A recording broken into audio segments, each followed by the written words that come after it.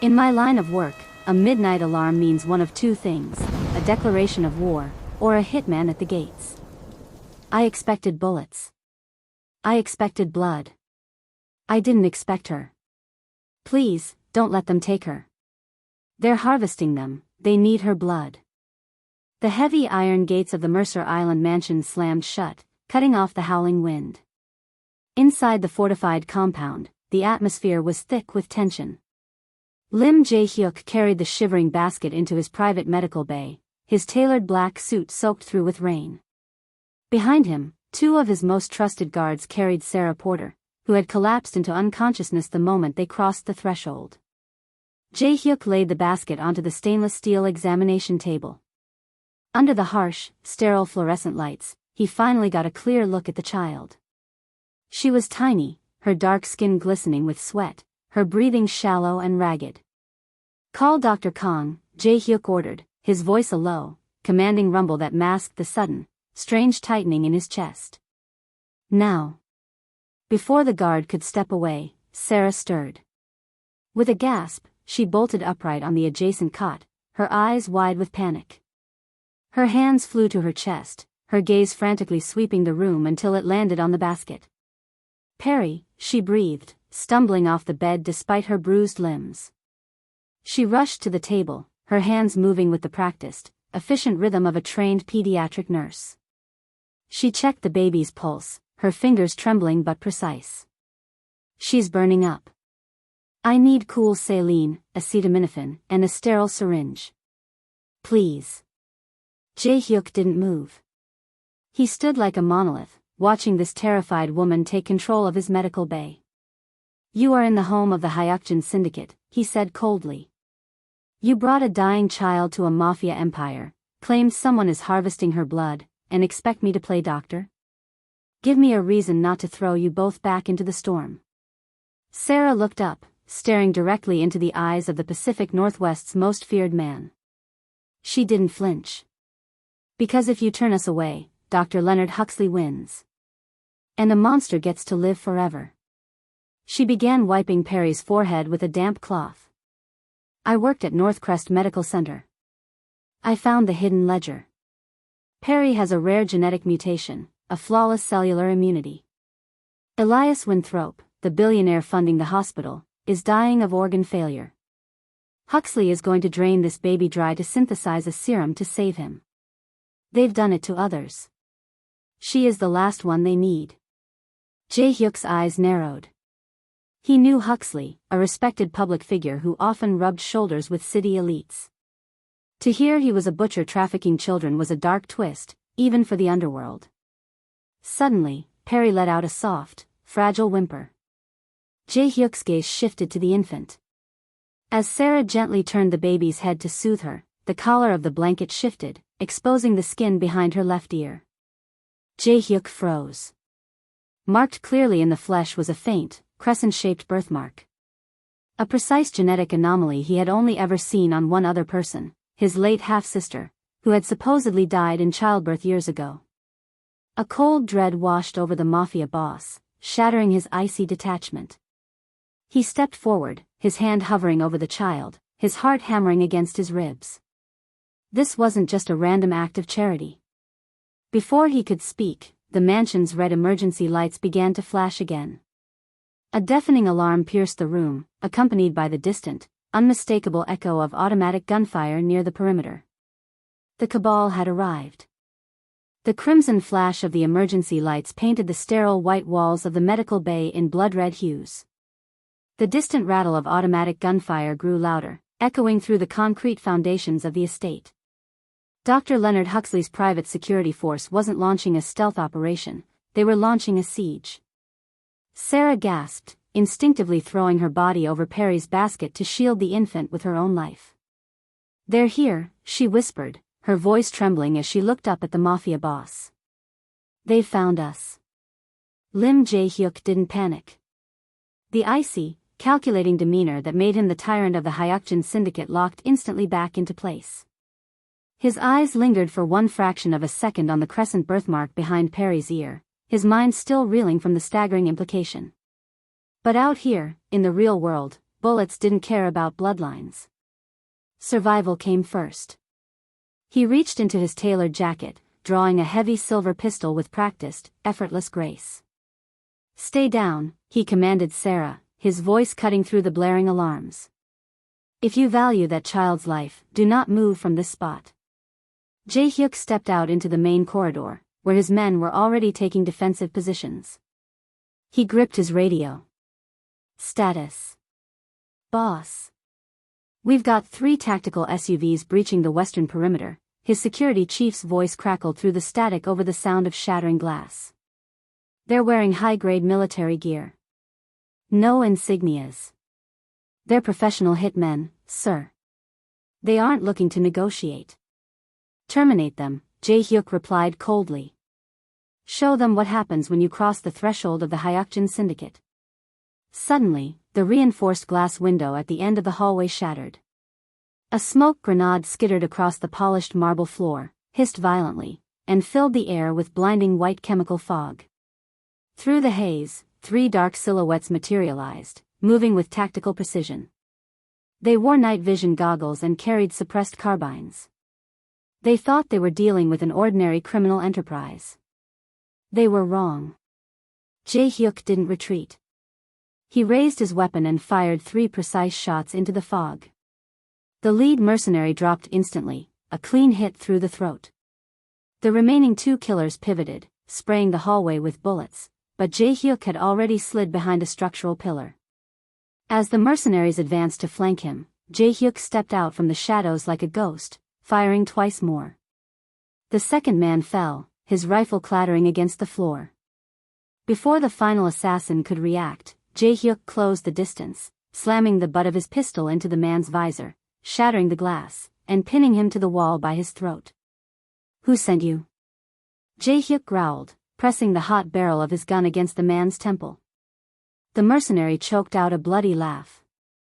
"You're dead, Lim. You're keeping Winthrop's property. There is nowhere on Earth you can hide her."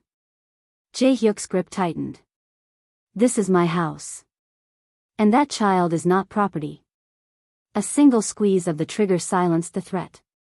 Jae-Hyuk wiped a drop of stray blood from his cheek, his face a mask of absolute fury. The cabal had brought a war to his doorstep, and they were about to find out just how brutal he could be to protect his own. The smoke in the corridor slowly cleared, leaving behind the acrid stench of gunpowder and the heavy silence of death. Lim Jae-Hyuk stepped over the fallen mercenaries, his mind racing faster than the adrenaline pumping through his veins. He returned to the medical bay, where Sarah was still huddled over Peri. She looked up, her eyes wide with terror as she saw the fresh blood on his sleeve. "Are they gone?" she whispered. "For now," Jae-Hyuk replied, holstering his weapon. "But they were just the vanguard. The billionaire, Winthrop, is getting desperate." Before Sarah could respond, the large mounted television screen in the corner of the medical bay suddenly flickered to life.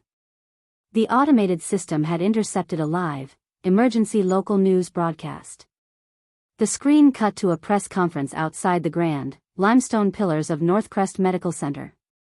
Flashbulbs blinded the camera as a man in an immaculate white lab coat and wire-rimmed glasses stepped up to the podium. It was Dr. Leonard Huxley.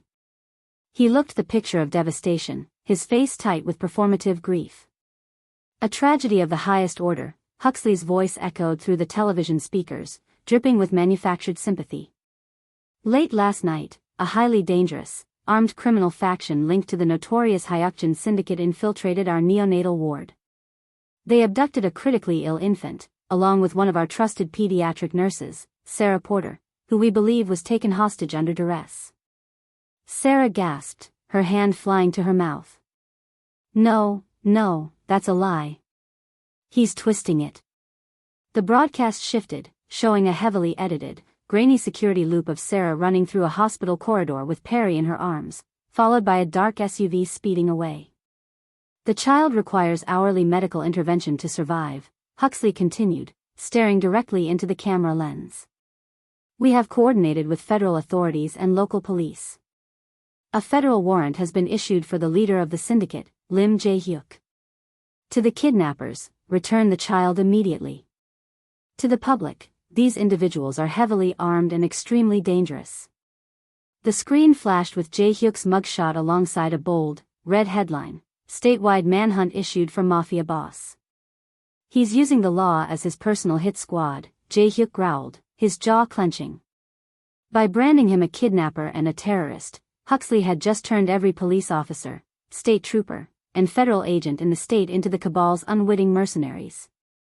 The Hyukjin Syndicate could fight an underworld war in the shadows, but fighting the entire government in the light of day was suicide. Sarah looked at Jae-Hyuk, tears of frustration spilling over her cheeks. "If the police come here, they'll just hand Peri right back to Huxley. They won't look at the medical files. They won't listen to a word I say." Jae-Hyuk walked over to the table, staring down at the tiny baby girl. Her fever had finally broken, her breathing evened out under Sarah's care. He looked at the crescent birthmark behind her ear. The world thought he was a monster who had stolen a child. They didn't know he was a man who had finally found his family. "Let them come," Jae-Hyuk said, his voice dropping to a dangerous, freezing whisper. "Huxley thinks his white coat makes him untouchable. I'm going to tear it off him." The mansion was plunged into a tense, tactical blackout. Only the soft, rhythmic hum of the medical bay's backup generators broke the silence. While his men monitored the security perimeters for incoming federal flashing lights, Lim Jae-Hyuk stood over a high-end diagnostic terminal. When Sarah had stabilized Peri's fever, Jae-Hyuk had quietly drawn a tiny vial of the infant's blood, running it through his syndicate's private, encrypted biometric mainframe. He needed a cure for the child's genetic condition, but more importantly, he needed to prove what his eyes already suspected. Sarah watched him from across the sterile room, rocking a sleeping Peri in her arms. "What are you looking for?" she asked softly. "I told you what her blood is.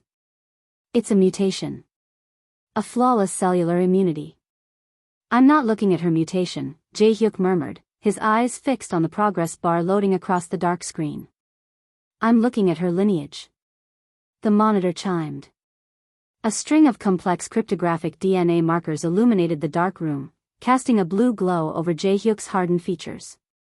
The system began its cross-referencing protocol, comparing Peri's DNA against the Syndicate's secure family registry, a database containing the genetic profiles of everyone in the Hyukjin bloodline, kept to prevent targeted biological attacks or ransom fraud.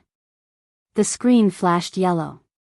Then, a bold, red notification overrode the system. 99.9% maternal lineage match found. Jae-Hyuk felt the air leave his lungs. Beneath the match percentage, a digital profile file expanded. The photo that appeared was a beautiful, young Korean woman with kind, laughing eyes. Lim Soo-min, Jae-Hyuk's estranged half-sister. "My God," Sarah whispered, having walked up behind him to look at the screen. She stared at the photo, then down at the baby in her arms. "But, how? Your sister." 5 years ago, I was told she died in childbirth at Northcrest Medical Center, Jae-Hyuk said, his voice dropping into a register so cold it sounded devoid of human emotion. "They gave me an empty casket. They told me the body had to be immediately cremated due to a rare, highly contagious medical complication. I was in the middle of a brutal territory war. I blamed myself for not protecting her, and I buried her memory." He pieced the horrific puzzle together in real time. Soo-min hadn't died of a random complication. Huxley had discovered her rare genetic line. They had kept her alive like livestock, hidden in the subterranean bowels of Northcrest, using her to carry a pregnancy that would produce the ultimate genetic harvest. A child born of two rare heritages, combining into a miraculous, unrepeatable cellular anomaly. Peri wasn't just a stranger he chose to save. She was the final, stolen piece of his broken family. Jae-Hyuk reached out, his large, scarred thumb gently brushing against Peri's soft cheek. The infant stirred, her tiny fingers instinctively wrapping around his pinky. A fierce, terrifying wave of protective rage surged through the mob boss's veins, shattering the last remnants of his icy isolation. He looked at Sarah, his eyes burning with a dark, vengeful fire. "The war just changed, Sarah. They didn't just steal an asset. They stole my family. And I am going to burn Northcrest to the ground. The realization that Peri was his own niece didn't just alter Lim Jae-Hyuk's plans, it entirely rewrote his DNA as a leader. The calculating, detached strategy he usually deployed in syndicate turf wars evaporated, replaced by a cold, calculation-driven fury. He was no longer just managing a crisis. He was executing a blood feud. Standing in the command center of his mansion, surrounded by blinking monitors tracking police scanners and satellite feeds, Jae-Hyuk picked up his encrypted satellite phone. He dialed a number he hadn't called in 3 years, a number reserved for the absolute mobilization of the Hyukjin Syndicate's hidden assets. "Assemble the inner circle," Jae-Hyuk commanded, his voice cutting through the static like a blade. "Every soldier, every street-level asset, every bribed official on our payroll. We are going to full mobilization." On the other end of the line, his oldest lieutenant paused, sensing the terrifying shift in his boss's demeanor. "Boss? The police are already setting up roadblocks around Mercer Island because of Huxley's warrant. Moving our men now will trigger an all-out war with the state." "Then let it burn," Jae-Hyuk replied smoothly. "Huxley used the law to corner us.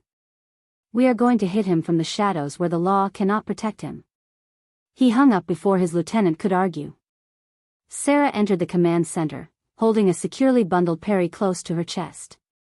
She had seen the transformation in Jae-Hyuk's eyes. The stoic, terrifying mob boss she had met hours ago now looked like a man possessed by a righteous demon. "What's the plan?" Sarah asked, her voice steady despite the chaos unfolding around them. "Huxley's network is vast. If we just attack, he'll hide behind his security and his political shields. We don't just attack. We dismantle him," Jae-Hyuk said, turning to a digital map of Seattle. "Huxley is just a supplier. The real monster is Elias Winthrop, the dying billionaire. He is the gravity holding this entire cabal together." Tomorrow night, Winthrop is hosting a high society charity gala at his private estate, a public display to show the world he is still healthy and in control. Jae-Hyuk walked over to Sarah, his tall frame casting a protective shadow over her and the baby. "We are going to crash that gala. We need the encryption keys to Winthrop's private server, which contains the ledger of every child they have stolen, every official they have bought, and the truth about my sister." Sarah looked at the tactical layout, realizing the sheer insanity of the mission. They would be walking into a viper's nest of high society security and elite mercenaries. "And if we fail?" Jae-Hyuk gently touched the blanket protecting his niece. "I don't fail when it comes to my bloodline. Prepare yourself, Sarah. Tomorrow, we show these elites what happens when they harvest from the underworld." The rain had finally slowed to a miserable, freezing drizzle by the time the skyline of downtown Seattle came into view. Leaving a heavy contingent of guards to fortify the Mercer Island estate, Lim Jae-Hyuk had slipped past the police roadblocks using a heavily armored, nondescript black sedan. He wore a pristine, custom-tailored tuxedo instead of his usual tactical gear, looking every bit the high society billionaire he was about to confront. Beside him sat Sarah, her nurse's uniform replaced by an elegant evening gown that successfully hid a compact firearm clipped to her thigh. Peri had been left in the mansion's deepest, most secure subterranean vault under the watchful eye of Jae-Hyuk's most loyal lieutenant. "The gala is a trap, you know that, right?" Sarah murmured, her fingers tightly interlaced in her lap as they approached the towering, gilded gates of Elias Winthrop's private cliffside estate. "Huxley knows we need that ledger. They'll be watching for us." "A trap only works if the prey doesn't know it's entering one," Jae-Hyuk replied smoothly, his hands relaxed on the steering wheel. "They expect a Mafia thug to throw a brick through their window. They don't expect me to walk through their front door with an invitation."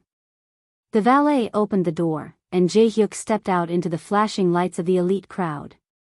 He offered his arm to Sarah, guiding her past the security detail. His forged high society aliases cleared the biometric scanners perfectly, a luxury bought with millions in syndicate bribes over the years. Inside, the ballroom was a sickening display of extreme wealth. Diamond chandeliers cast a blinding glow over politicians, judges, and tech moguls. Standing near the grand staircase, looking frail but arrogant, was the dying billionaire himself, Elias Winthrop, flanked closely by Dr. Leonard Huxley. Jae-Hyuk didn't break stride. He guided Sarah toward the VIP lounge, his eyes scanning the room until they locked onto a heavy, mahogany door guarded by two men with subtle earpieces. Winthrop's private study.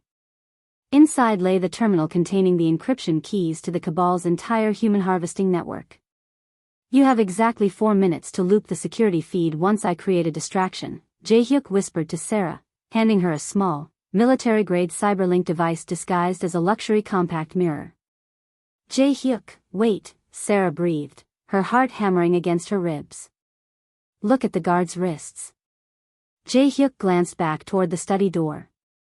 Peeking out from beneath the guard's tailored sleeves were identical, faded tattoos of an elite military unit, the Blackwater Vanguard, a notorious faction of international mercenaries.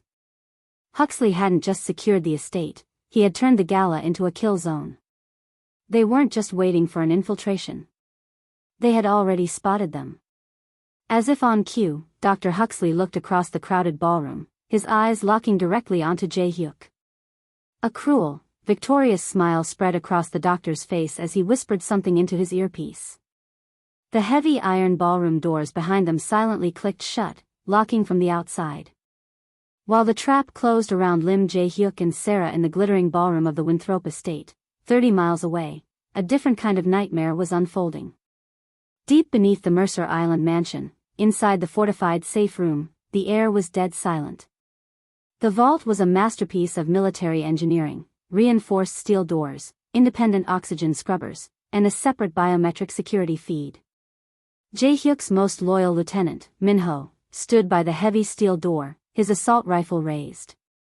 In the corner, nestled in a makeshift crib of soft velvet blankets, baby Peri slept peacefully, entirely unaware of the storm raging outside. Suddenly, the primary monitors flickered. The external security cameras, capturing the mansion's perimeter, died one by one, replaced by static. "They're here," Min-ho muttered into his headset. No response came back. Only the chilling sound of dead static. Dr. Huxley hadn't just sent a standard hit squad to the gala, he had launched a synchronized, secondary strike to retrieve the asset. Elite Blackwater Vanguard mercenaries had bypassed the outer perimeter defenses using high-frequency military jammers. They didn't want a firefight. They wanted the baby. A muffled explosion rocked the foundation of the house. The ceiling dusted down in fine white powder. Upstairs, the sounds of breaching charges and rapid, suppressed gunfire echoed through the ventilation shafts. Jae-Hyuk's remaining guards were being systematically eliminated by a force that moved like ghosts.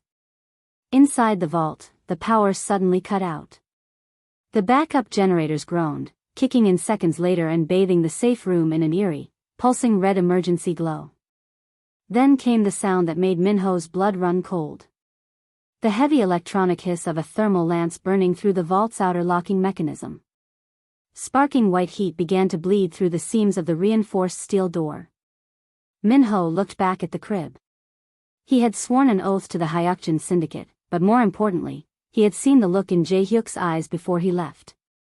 This baby wasn't Syndicate business. She was blood. "Forgive me, boss," Min-ho whispered, pulling a tactical detonation switch from his vest. He manually overrode the vault's environmental controls, sealing the inner chamber completely and flooding the outer entry corridor with highly flammable suppression gas. On the other side of the burning door, the heavy boots of 3 mercenaries kicked the steel open. As they stepped into the threshold, their thermal tools ignited the gas. A deafening fireball erupted through the outer corridor, throwing the attackers backward in a wave of consuming flame. Min-ho fired through the smoke, dropping the lead mercenary instantly. But the remaining 2 advanced through the fire, their weapons tracking his position. Inside the inner chamber, sealed behind a secondary pane of bulletproof glass, Peri woke up. As the thundering sound of warfare breached her sanctuary, the tiny infant let out a piercing, terrified cry, her small hands clawing at the empty air. The heavy iron doors of the Winthrop ballroom hadn't just locked, they had sealed a death warrant. But Lim Jae-Hyuk was never the prey. The moment Dr. Leonard Huxley nodded to his mercenaries, the crystal chandeliers shattered into total darkness. Jae-Hyuk had preemptively triggered a localized electromagnetic pulse through his cyberlink device, plunging the elite crowd into screaming chaos. In the blacked-out panic, Jae-Hyuk moved like a shadow. He didn't flee, he advanced. Gunfire erupted in the dark, but by the time the emergency backup lights flickered on, 3 Blackwater mercenaries lay neutralized on the marble floor. Jae-Hyuk stood over Winthrop's personal terminal, his bloody hands forcing the dying billionaire's thumb onto the biometric scanner. "Download it," Jae-Hyuk growled to Sarah, who was already plugging the cyberlink into the mainframe. The progress bar sprinted to 100%. They had the ledger. They had the names, the bank accounts, and the undeniable medical data proving the theft of Lim Soo-min's child. But there was no time to celebrate. A frantic alert from Mercer Island flashed on Jae-Hyuk's phone: mansion breached. Safe room compromised. "We have to go. Now," Sarah cried. Leaving Winthrop gasping for air in his wheelchair, Jae-Hyuk and Sarah fought their way to the garage, tearing through the estate gates in their armored sedan. Reaching the mansion, they found the aftermath of a massacre, but Min-ho had held. The loyal lieutenant lay wounded near the smoking vault, having successfully protected Peri until the remaining mercenaries fled with their injured. Jae-Hyuk gathered his crying niece into his arms, his heart hammering as he verified her safety. But the fury in his blood demanded an ending. "Sarah, tend to Min-ho," he commanded, his voice shaking with a terrifying, absolute clarity. "I'm ending this tonight." An hour later, the front glass facade of Northcrest Medical Center exploded outward as Jae-Hyuk's armored convoy slammed directly into the lobby. Heavily armed Hyukjin Syndicate soldiers poured into the building, systematically disarming the hospital's private security detail and seizing the security hubs. Jae-Hyuk breached the subterranean research wing alone, his silver pistol drawn. At the end of a long, sterile corridor lined with hidden laboratory cells, Dr. Leonard Huxley stood backed against a reinforced glass wall, frantically trying to delete files from a central server. "Jae-Hyuk! Stay back!" Huxley screamed, his face pale, holding up a scalpel like a shield. "You're a criminal. A thug. You can't destroy what we've built here. We are curing the gods of this world." "You kept my sister like livestock," Jae-Hyuk said, his footsteps echoing like a funeral march. "You stole her child. You sold her blood. It was for science. For humanity." Huxley shrieked. Jae-Hyuk stopped a foot away, staring into the doctor's pathetic, cowardly eyes. He didn't raise his gun. Instead, he reached out, grabbed Huxley by the collar of his immaculate white coat, and slammed him face first into the glass. "I am a criminal, Huxley," Jae-Hyuk whispered into his ear. "But you are a monster. And the world is about to see exactly what you are." He forced Huxley's face toward the server screen, where the downloaded ledger was already being broadcast live to every major global news network. The cabal's empire was crumbling in real time. The morning sun finally broke through the heavy gray clouds over Mercer Island, casting a golden light across the rain-drenched estate. The chaotic noise of the previous night had faded, replaced by the calm, rhythmic sound of the Pacific Northwest tide. On the television screen in the main study, global news anchors were still reeling from the midnight data dump. The Winthrop cabal had completely collapsed. Armed federal agents were shown raiding Dr. Leonard Huxley's private estates, while Elias Winthrop's multi-billion-dollar empire plummeted into frozen bankruptcy. The public narrative had flipped completely. Lim Jae-Hyuk was no longer a wanted fugitive, but the unexpected whistleblower who had exposed a monstrous elite harvesting ring. Inside the mansion's private living quarters, the atmosphere was entirely transformed. The cold, sterile steel of the medical bay had been traded for a warm, sunlit room. Sarah Porter stood by the large bay window, a gentle smile softening her tired face as she watched the morning light. She had spent the last few hours ensuring that the other children rescued from Northcrest were safely placed under the care of trusted, uncorrupted medical professionals. For the first time in months, she wasn't running. She wasn't looking over her shoulder. "She's finally breathing perfectly," Sarah said softly, turning around. "The fever hasn't returned. Her vitals are completely stable." Lim Jae-Hyuk sat in a heavy leather armchair. The ruthless Mafia boss, who had dismantled an international syndicate of billionaires in a single night, was now holding a tiny, delicate bundle in his arms. He looked down at Peri. The infant was wide awake, her large, dark eyes staring up at him with a profound, innocent curiosity. Her small hand reached out, her fingers brushing against the heavy gold ring on his hand. "She has Sumin's eyes," Jae-Hyuk murmured, his voice lower and softer than Sarah had ever heard it. The fierce, vengeful fire that had driven him to burn Northcrest to the ground had settled into a quiet, unyielding promise. He looked up at Sarah. "You risked everything to save her. The Hyukjin Syndicate owes you a debt that can never be fully repaid. You will always have a place here. You will never have to run again." Sarah walked over, resting a hand gently on the back of his chair, looking down at the baby they had fought so hard to protect. "What happens to the syndicate now?" Jae-Hyuk's jaw set, a new kind of resolve taking root in his mind. The underworld would always exist, but from this day forward, its rules would be written by him. "We adapt," Jae-Hyuk said, his eyes returning to his niece. "We are no longer just a criminal empire. We are a shield. Anyone who targets the vulnerable, anyone who thinks their wealth places them above human life, they will have to answer to us." For the first time in his life, Lim Jae-Hyuk understood what family truly meant. It wasn't the cold legacy of violence he had inherited from his father. It was the fragile, beautiful life fate had forced into his arms on a stormy night. And as Peri drifted back to sleep, safe and warm, he knew he would tear the world apart before he ever let anyone hurt her again.